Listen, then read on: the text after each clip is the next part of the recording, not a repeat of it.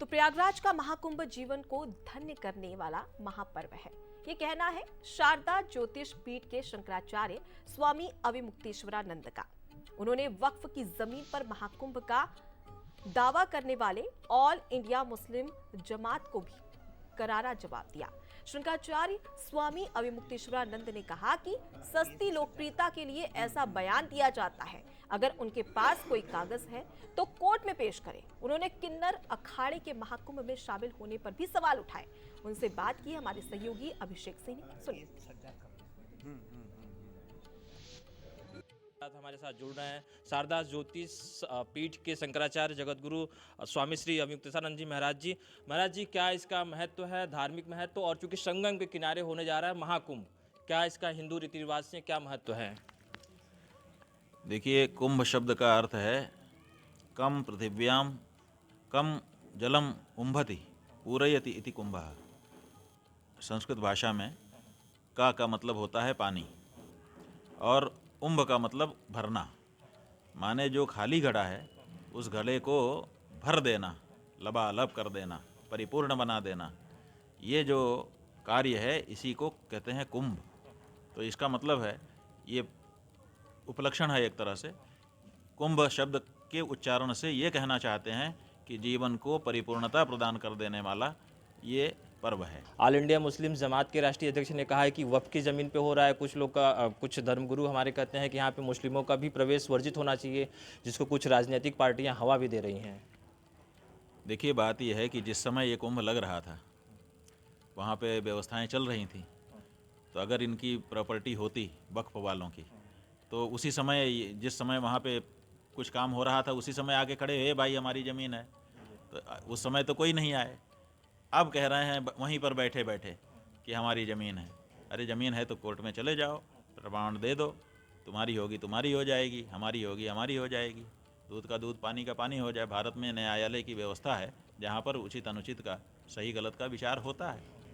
गुरु जी, महाकुंभ को लेकर देखा जाए तो किन्नर अखाड़े के जो महामंडलेश्वर हैं वो हिमांगी सखी काफ़ी एक्टिव नज़र आ रही हैं। आमतौर पे ये पहले नहीं दिखता था, इस बार ऐसा क्यों, क्या लग रहा है? बात यह है कि हम लोग जो 13 अखाड़े जानते हैं, जिनमें से 6 सन्यासियों के हैं, एक ब्रह्मचारी का है, 3 जो है वो वैष्णव अनी अखाड़े हैं, और 3 जो है वो निर्मल और उदासीन संप्रदाय के हैं। कुल 13 अखाड़े हैं। उन्हीं की अखाड़ा परिषद बनी हुई है। उसमें किन्नर अखाड़ा नाम से तो कोई अखाड़ा हमको अभी तक सुनाई नहीं दिया है।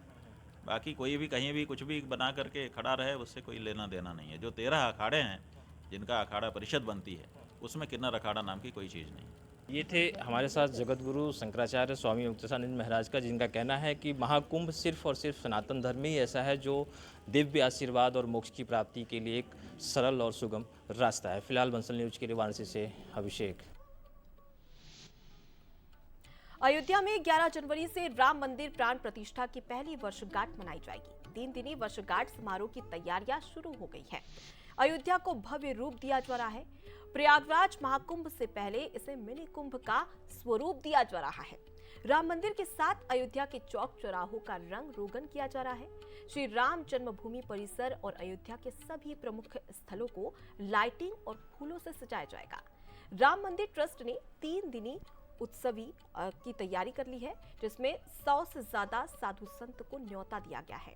राम मंदिर प्राण प्रतिष्ठा की पहली वर्षगांठ को लेकर अयोध्या वासियों से खास बातचीत भी की है। उनमें खास उत्साह देखने को मिला और पूरे जोश के साथ में ये उत्सव मनाने के लिए अयोध्या वासी तैयार है।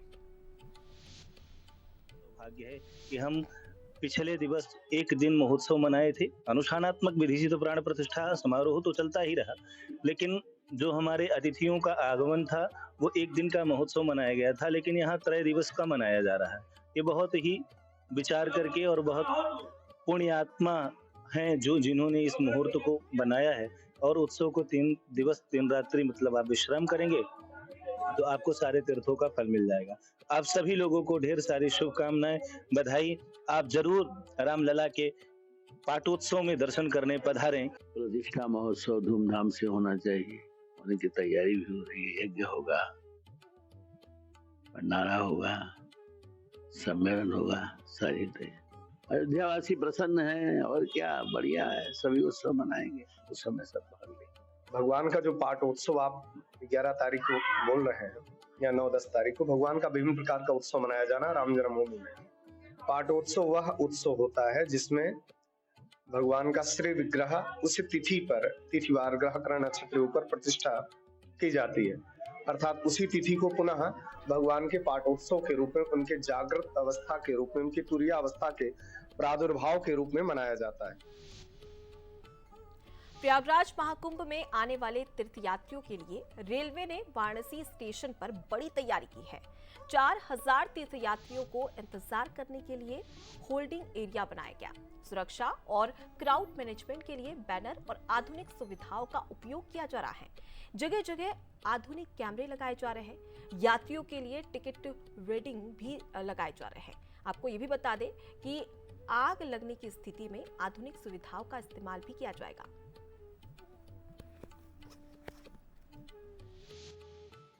जो हम कुंभ मेला के लिए तैयारी कर रहे हैं, बेसिकली होल्डिंग एरिया से लेकर के सेफ्टी के लिए या कैमरेज की, ये सब चीज़ें आप लोगों को बताना है। बता करके ये है कि पब्लिक में चाहे चीज़ें कि रेलवे ये सब व्यवस्था कर रही है, होल्डिंग एरिया की जानकारी रहे। यदि मेला में जाएं उनको कोई ये ना लगे कि कुछ है नहीं, उनके अलग से व्यवस्था है। फायर के इक्विपमेंट, फायर कंट्रोल करने के इक्विपमेंट्स हैं, पोस्टर्स बने हैं, पब्लिक को इन्फॉर्मेशन जो है जगह जगह जल्दी मिल सके। टिकटिंग के लिए कैसे स्टेप्स हैं वो दिए गए हैं, QR कोड दिए गए हैं। तो शुभ महाकुंभ में हमने आपको तमाम तस्वीरें दिखाई कि किस प्रकार की तैयारियां महाकुंभ को लेकर की जा रही है।